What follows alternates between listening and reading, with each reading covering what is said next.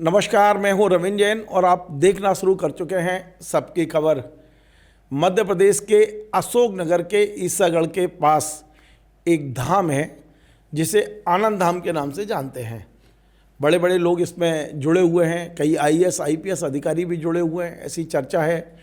प्रधानमंत्री नरेंद्र मोदी 11 अप्रैल 2025 को इस आनंद धाम में पहुंचे थे।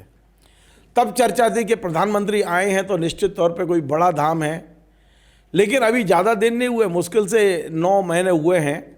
और आज यदि मध्य प्रदेश में आप आनंद धाम का नाम ले दें तो उसकी कुख्याति किस बात पे हुई है कि ये लोग ज़मीनों पर कब्जा कर रहे हैं, ये महिलाओं का शोषण कर रहे हैं, इस धाम के अंदर सेक्स रैकेट चल रहा है, ये तमाम सारी चीज़ें चल रही हैं। और मालूम है इसको उजागर किसने किया है? इन तमाम सारी कमियों को प्रमाणों के साथ उजागर किया है मध्य प्रदेश कांग्रेस के अनुसूचित जाति जो उनका विभाग है उसके अध्यक्ष प्रदीप अहिरवार जी ने। हमने प्रदीप अहिरवार जी से बात की तो उनका ये कहना था कि वे पूरे मध्य प्रदेश में दौरे करते हैं, अनुसूचित जनजाति के लोग उनसे मिलते हैं, उनकी समस्याओं को वे सुनते हैं और उसके बाद में जितना संभव होता है निराकरण करने की कोशिश करते हैं। इसी के तहत वे अशोकनगर गए थे और वहाँ के लोगों ने बताया कि ये जो आनंद धाम है ये प्रधानमंत्री के नाम पर, मध्य प्रदेश की सरकार के नाम पर, शासन प्रशासन के नाम पर आसपास के गरीब लोगों की ज़मीनों पर कब्जा कर रहे हैं। और तो और आनंद धाम आश्रम के चारों ओर जो भी पंचायतें हैं, पंचायतें भी लिख के दे चुकी हैं कि ये अति कर रहे हैं। तब प्रदीप अहिरवार जी ने पहला कदम उठाया कि उन्होंने जिला प्रशासन को ज्ञापन दिया। ये मेरे ख्याल है 27 दिसंबर की बात है। और उन्होंने ज्ञापन दिया और उम्मीद की कि शायद जिला प्रशासन न्याय करेगा। जब उन्हें 9 जनवरी को फ़ोन लगा के पूछा तहसीलदार से कि भाई हमने ज्ञापन दिया, क्या हुआ, तो तहसीलदार बोला आपका ज्ञापन नहीं मिल रहा है। तब निश्चित तौर पर प्रदीप जायसवाल को लगा कि प्रशासन मिला हुआ है। फिर इन्हें अपने सूत्रों के जरिए आनंद धाम के अंदर जो कुछ चल रहा है उसे इकट्ठा किया और मीडिया में आके, मतलब मुझे शब्द नहीं बोलना चाहिए, इस पूरे आनंद धाम को नंगा कर दिया। क्योंकि जिस तरह की चीज़ें वहाँ चल रही हैं एक एक करके उजागर किया है। उन्होंने तो ये भी आरोप लगाया है कि इस आनंद धाम को मध्य प्रदेश के 3 आईएएस अधिकारी अपना संरक्षण दे रहे हैं। हालांकि उसके प्रमाण ना मेरे पास है, अब उनके पास है या नहीं, मैं डायरेक्ट बात करता हूँ और मैं जोड़ता हूँ प्रदीप अहिरवार जी को कि पूरा मामला क्या है, आप व्यक्तिगत तौर पे इतने आक्रामक क्यों हुए, आप जिन 3 आईएएसों का नाम ले रहे हैं, क्योंकि एक बेचारा आईएएस तो निपट गया। अशोकनगर कलेक्टर को राज्य सरकार ने कल हटाया है। खबर ये आ रही है कि इसी आनंद धाम ने दिल्ली में शिकायत की थी पीएमओ में कि ये कोई ज़मीन के नामांतरण के पैसे मांग रहे हैं। अब उसके कोई प्रमाण वगैरह तो है नहीं, लेकिन चूंकि प्राइम मिनिस्टर आनंद धाम आए थे, मध्य प्रदेश सरकार को पीएमओ की जैसे शिकायत की कॉपी मिली ने हावड़ तोड़ कलेक्टर को हटा दिया।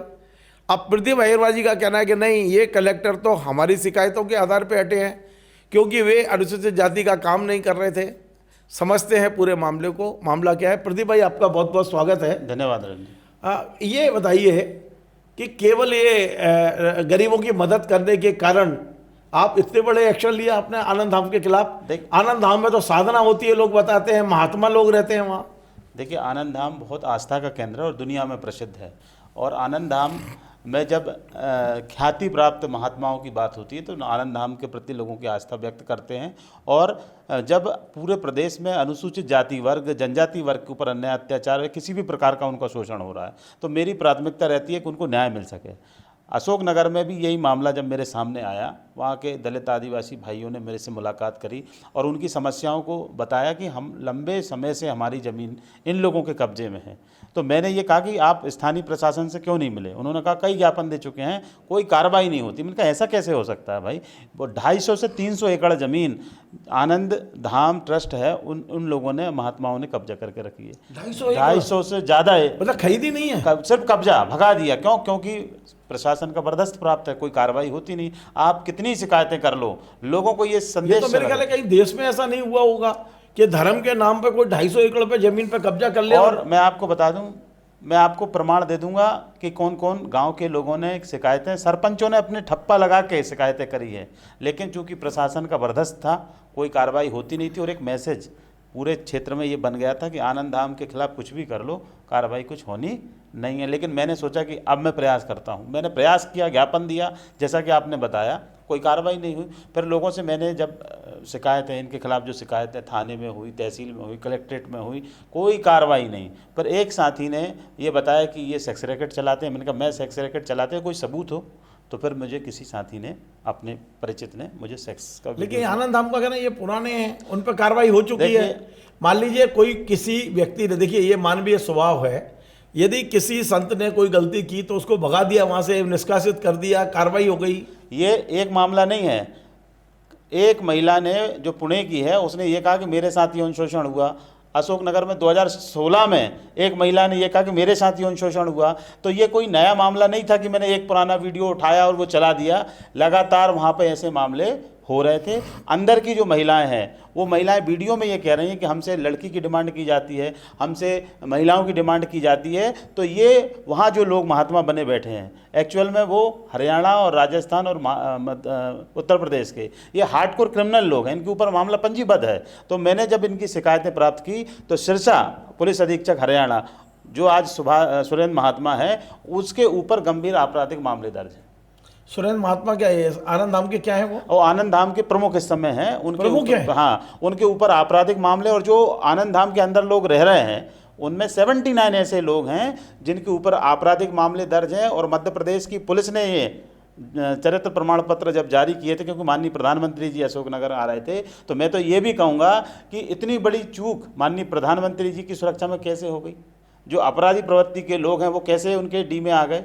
तो ये गंभीर सुरक्षा का मामला भी है। उनके साथ दिख रहे हैं वो भाई, प्रधानमंत्री जी जब अशोकनगर आ रहे हैं तो वो लोग वहीं उपलब्ध थे, वहीं थे, मौजूद थे। नहीं, प्रधानमंत्री के साथ फ्रेम में हैं वो लोग। ये फ्रेम की बात नहीं कर रहा हूँ, लेकिन अगर प्रधानमंत्री जी किसी भी गांव में जाते हैं या किसी भी क्षेत्र में जाते हैं और वहां पर अगर आपराधिक मामले प्रवृत्ति के लोग हैं, तो निश्चित रूप से उनको दूर किया जाता है। प्रदीप जी, आगे बढ़ने से पहले आज हम अपने तमाम दर्शकों को दैनिक भास्कर की एक कटिंग दिखा रहे हैं।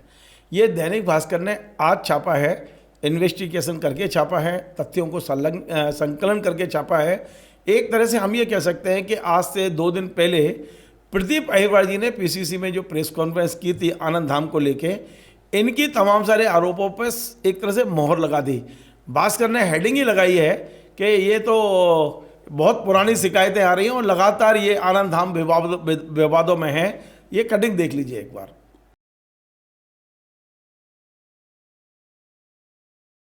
तो आपने ये कटिंग देख ली है। मैं पुनः प्रदीप जी को जोड़ता हूं।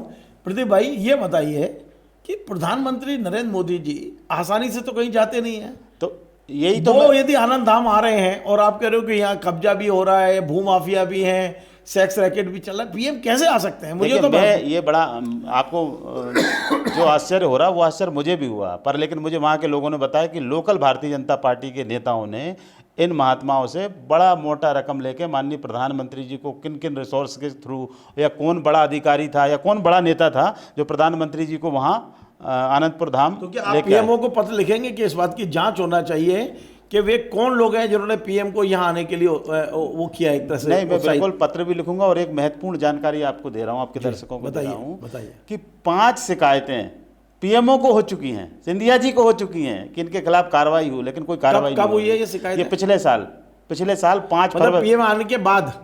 अच्छा। पीएम आने से पहले शिकायतें हो रही हैं, लेकिन उसके बाद भी पीएम आए हैं। ये बड़ी उनकी सुरक्षा में चूक है। ज्योतिरादित्य सिंधिया जी का क्षेत्र है, वो आगे सांसद हैं, उन्हें नहीं पता कि ये इतना बड़ा भू माफिया यहाँ है? देखिए, सिंधिया जी को सब पता है, लोग सिंधिया जी से भी जुड़े हैं, लोग किसी भी लोकल बड़े नेता, छोटे नेता, सिंधिया जी तो बड़े नेता हैं, उनसे भी जुड़े, उनके पास भी लोगों ने शिकायतें की है। अब सिंधिया जी ने कोई कार्रवाई क्यों नहीं करवाई, ये तो सिंधिया जी बता सकते हैं। जब मिलेंगे तो अपन पूछेंगे। बिल्कुल, सिंधिया जी को बताना भी चाहिए, इतना बड़ा मामला है, लोगों की आस्था का विषय है। और इस बड़े पैमाने पे महिलाओं का शोषण हो रहे हैं, बड़े पैमाने पे पुरुषों का शोषण हो रहा है, और दलित आदिवासी पुरुषों का भी हो रहा है, पुरुषों का शोषण हो रहा है। एक लड़का है जिसका वीडियो आपने मुझे भेजा था, मैंने, लेकिन मैं इतने गंदे वीडियो में दिखाऊंगा तो आप समझ सकते हैं कि किस आज मैं अपने चैनल पे वो सारे वीडियो नहीं दिखा सकता। वाकई इन्होंने जो 5 वीडियो जारी किए हैं वो मैं देखने की हिम्मत नहीं कर पाया, तो मैं अपने दर्शकों को क्या दिखाऊंगा, बेहद अश्लील वीडियो। जब इस तरीके की गंदगी वहाँ पर ये लोग कर रहे हैं महात्मा होने के बाद, झूठे महात्मा, तो सिंधिया जी को निश्चित रूप से वहाँ जो लोगों की आस्था तो एफआईआर हो जाना चाहिए थी। इनके ऊपर एफआईआर साड़ौरा थाने में रजिस्टर्ड है रविंद्र जी, रजिस्टर्ड है, उसके बाद कोई कार्रवाई नहीं हो रही। आप मैं आपको वो तो साड़ौरा थाना तो अशोकनगर के लगा हुआ है।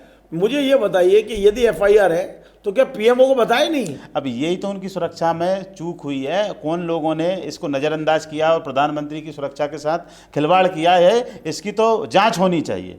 प्रदीप जी, आपने कुछ आईएएस अधिकारियों पे उंगली उठाई थी और अखबारों ने बाकायदा उनके नाम छापे। देखिए, मैंने जो मेरे सूत्र बताए, मैंने वो बात मीडिया के सामने रखी, और मैं ये दावे के साथ कह रहा हूँ कि ऐसे लोग जिनकी लगातार शिकायतें पिछले 8-10 साल से हो रही हैं, जहाँ मानव तस्करी का भी मामला है, गो तस्करी के लिए डीजीपी को लिखा अंदर के व्यक्ति ने कि गो तस्करी हो रही है, गो की हत्या हो रही है, इस आश्रम से हो रही है, आश्रम में हो रही है, उसके बावजूद डीजीपी मध्य प्रदेश कोई कार्रवाई क्यों नहीं कर रहा है? क्या कौन बचा रहा था इन लोगों को?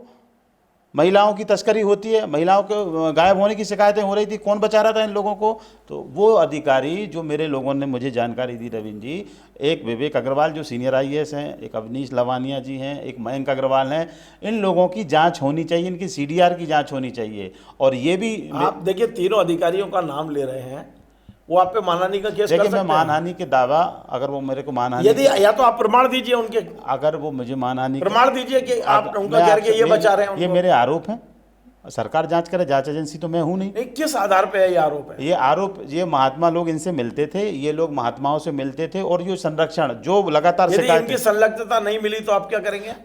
मैं जनता की बात कर रहा हूं, जनहित की बात कर रहा हूं, और जो जनता के साथ अन्याय हो रहा है उसको उठाने का, दलित आदिवासियों की जमीन कब्जे में है, तो कौन अधिकारी थे जो इनको विवेक अग्रवाल, अगर जांच होगी, निष्पक्ष जांच होगी, तो विवेक अग्रवाल का नाम निकल के आएगा, और जो अधिकारियों को मैंने नाम लिए हैं उनके नाम निकल के आएंगे। चूंकि मेरे पास जांच एजेंसी नहीं है, मेरे सूत्रों ने बताया, इसलिए मैं आपके समक्ष और मीडिया के समक्ष उन अधिकारियों का नाम ले रहा हूँ। निश्चित रूप से इनके संलिप्त। चलिए प्रदीप जी, ये बताइए, अशोकनगर कलेक्टर क्यों हटे? अशोकनगर कलेक्टर इसलिए हटे, मैंने उस दिन प्रेस में कहा था अपनी कॉन्फ्रेंस में कि अशोकनगर कलेक्टर को जब शिकायतें जाती थी, वो इन पे दबाव बना रहे थे ट्रस्ट वालों पे कि आपके खिलाफ इतनी शिकायतें आ रही हैं, आप हमें कुछ कर दो, हम आपको तभी बचाएंगे, इतने लोगों के आपके पास शिकायतें आ रही, हमारे पास शिकायतें, हमारे ऊपर दबाव है। देखिए, मैं जितना जानता हूं, अशोकनगर कलेक्टर ने काम बहुत किया है। देखिए, कलेक्टर ने काम बिल्कुल भी नहीं किए। अगर काम किए होते तो दलित और आदिवासियों की जो जमीन इनके कब्जे में है वो छुड़ा देते। उनके पास इतनी ताकत ये गलती कर गए, बिल्कुल गलती करी है। और जो शिकायतें लगातार ग्राम पंचायत के सरपंच और ग्रामवासी कर रहे थे, उन पर कलेक्टर ने कोई कार्रवाई नहीं की। अब प्रदीप जी, अब आपका क्या विजन है? आपने आनंद धाम का तो कबाड़ा कर दिया, इतनी खबरें छप गई हैं इस समय, चारों तरफ उनकी बदनामी हो गई है। देखिए आपके ये सब करने से वो बेचारे गरीब आदिवासियों को तो जमीन मिली नहीं, गरीब अनुसूचित जाति वालों को, उन्हें वास्तव में लाभ हो, उनका हक उन्हें मिल जाए, इसके लिए क्या करेंगे? देखिए रविंद्र जी, ये तो लड़ाई की शुरुआत है। अच्छा, अभी खत्म नहीं हुई? ये लड़ाई की शुरुआत है, और आपके चैनल पे मैं बैठा हूँ, और जब ऐसा अवसर आएगा तो मैं ज़रूर इस मामले पे दोबारा आपके पास आऊँगा।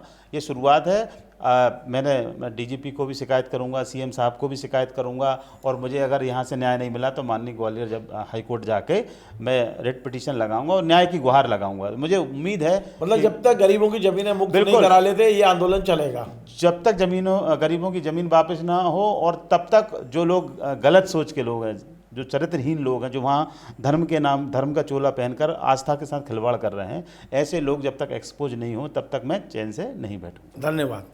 तो आपने सुना, मैंने आज प्रदीप अहिरवार जी को अपने स्टूडियो में बुलाया, जिन्होंने देखा जाए तो आनंद धाम जो आश्रम है ईसागढ़ का, उसे पूरी तरह एक्सपोज कर दिया है।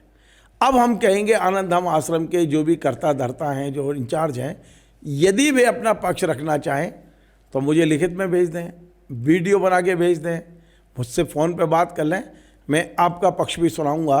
लेकिन ये बड़ा गंभीर मामला है कि 250 एकड़ ज़मीन ऐसी प्रदीप जी बता रहे हैं जो गरीबों की है, आदिवासियों की है, और आपने सिर्फ अपने राजनीतिक पहुंच के करते धर्म का चोला पहन के यदि आपने ज़मीनों पर कब्जा किए हैं, तो मैं खुद भी इस लड़ाई में गरीबों के साथ खड़ा दिखाई दूंगा, यदि ऐसा है तो। क्योंकि हमने चैनल इसलिए शुरू किया है कि आम आदमी की हम आवाज़ बन सकें। तो मैं पुनः आनंद धाम के जो कर्ता धर्ता हैं उनसे कहूँगा कि यदि धोखे से, गलती से यदि आपके गरीबों की ज़मीन आपके हाथ में हक में आ गई है तो उसे छोड़िए। गरीबों की जो हाय है उसकी समझ लीजिए कि वो कहते हैं ना कि लाठी में आवाज़ नहीं होती, उनकी हाय में आवाज़ नहीं होती, लेकिन जो कर्म होगा, जो आपको भोगना पड़ेगा वो बहुत कठिन होगा। पर इतना इशारे में कहूँगा। नमस्कार। Join the next be the best, Bundelkhand का सबसे विशाल और आधुनिक विश्वविद्यालय ज्ञानवीर यूनिवर्सिटी। ये सिर्फ एक यूनिवर्सिटी नहीं, ये है आपके सपनों का लॉन्च पैड। यहाँ मिले आपको smart classrooms, modern campus, updated labs और एक्सपीरियंस्ड फैकल्टी। हर स्टूडेंट को मिलता है कॉन्फिडेंस, ग्रोथ और एक ब्राइट करियर का प्रॉमिस। नए सेशन के लिए एडमिशन ओपन है, तो इंतजार कैसा? आज ही कांटेक्ट कीजिए।